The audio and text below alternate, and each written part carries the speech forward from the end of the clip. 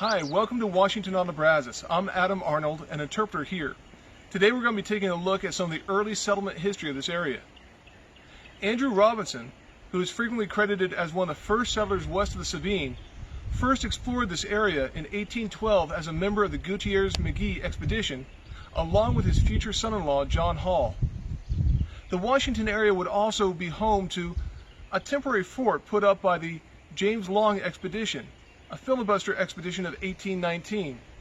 The fort would last only a few months before Spanish royal troops forced the men out. Andrew Robinson would return to Texas in 1821, drawn by the promise of cheap, abundant land. The land that Andrew Robinson bought at 12.5 cents an acre would span both sides of the Brazos River. The Brazos River running through his land is the third largest river in Texas.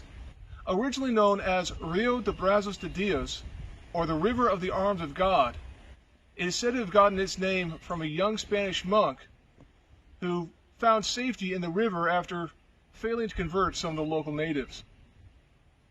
Crossing the Brazos River, Robinson also had control over a stretch of Spanish road. Part of the El Camino Real, this road was known as La Bahia, or the Bay Road. It would run from Natchitoches, Louisiana, southwest across Texas, down to Matamoros.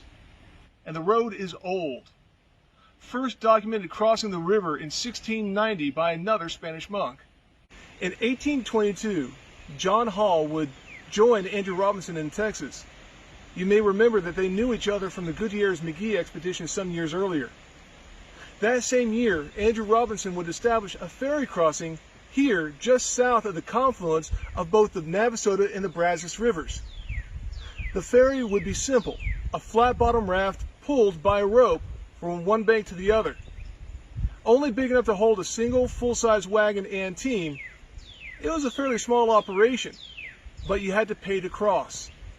The toll set in 1822 was $2.50, more than many families would see in a month. But with few other options, people paid and crossed here at Robinson's Ferry. In 1823, as traffic through the area increased, Andrew Robinson would give permission for a hotel to be built on his land. The man to build the first hotel in Washington was a man named Roberts, sometimes known as Squire or Esquire Roberts. And he would build a 2-room log cabin with a dirt floor, a central chimney, and one bed. While humble, the building was large and could house up to 30 or 40 people per room.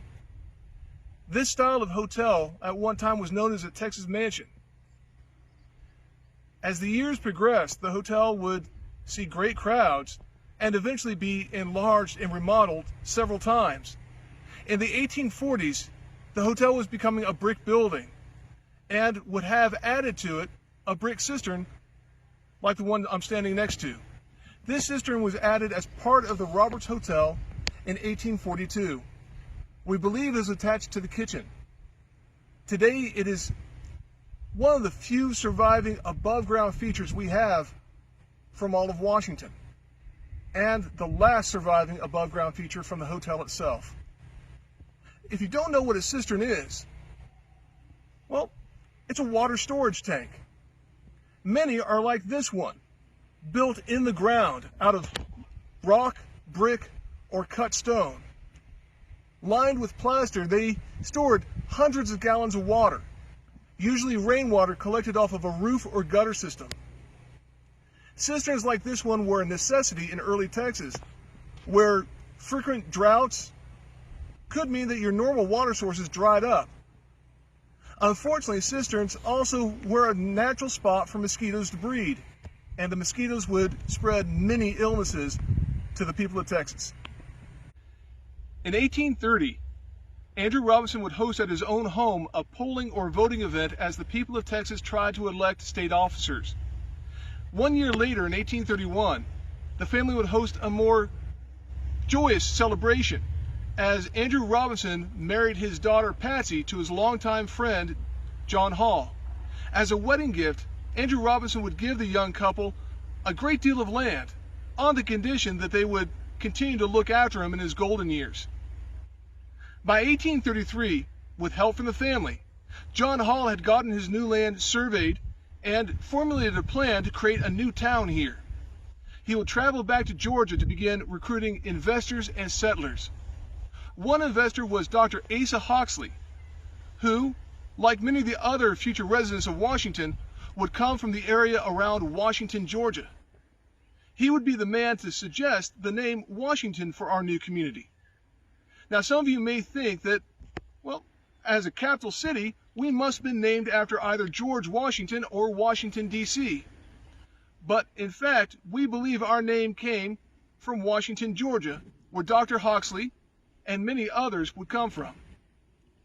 While all this was happening here in Washington, 1833 would also see a different sort of event. A pretty important meeting would be taking place not too far away in San Felipe de Austin. But I'm going to let my friends over there tell you all about that. Well, that's it for today.